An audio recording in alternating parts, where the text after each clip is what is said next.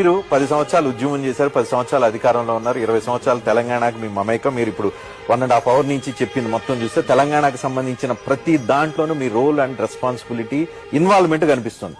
అలాంటి మిమ్మల్ని ప్రజలు ఎందుకు మొన్న ఓడించారు? మిమ్మల్ని ఓడించారా, ఎమ్మెల్యేలను ఓడించారా? Good question. ఏమైందండి, సింపుల్ అండి. మేము మంచిగా కులము, మతము, వర్గము అనే భేదం లేకుండా అన్ని రకాల ప్రజల్ని కూడా అన్ని రకాల స్కీమ్లు అందించి కడుపులో బిడ్డలాగా చాడుకున్నాం. కంటికి రెప్పలా కాపాడు. ఎవరికి ఏ లోటు రానియలే. ఎస్, అందరిని ఆదుకున్నాం, రైతాంగాన్ని అందరినీ. ఏమైంది వాళ్ళకి? మేము రైతు బంధు ఇచ్చినాం, మంచిగా పెట్టుబడి వచ్చింది, పంటలు కొంటా ఉన్నాం, డబ్బులు వస్తున్నాయి, నీళ్లు వచ్చినాయి, కాళేశ్వరం వచ్చింది, బ్రహ్మాండంగా వాటర్ వస్తా ఉంది, కడుపు నిండిపోయింది, కరెంట్ వస్తా ఉంది, ఇబ్బంది లేదు. దాని మీద కాంగ్రెస్ అడ్డగోలు హామీలు ఇచ్చిందండి. రైతు బంధుకు మేము 10,000 ఎకరానికి ఇస్తే వాళ్ళు 15,000 చెప్తారు.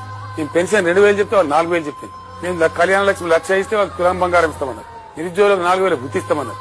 మొత్తం హామీలు వాళ్ళు ఇచ్చిన 420 హామీలు.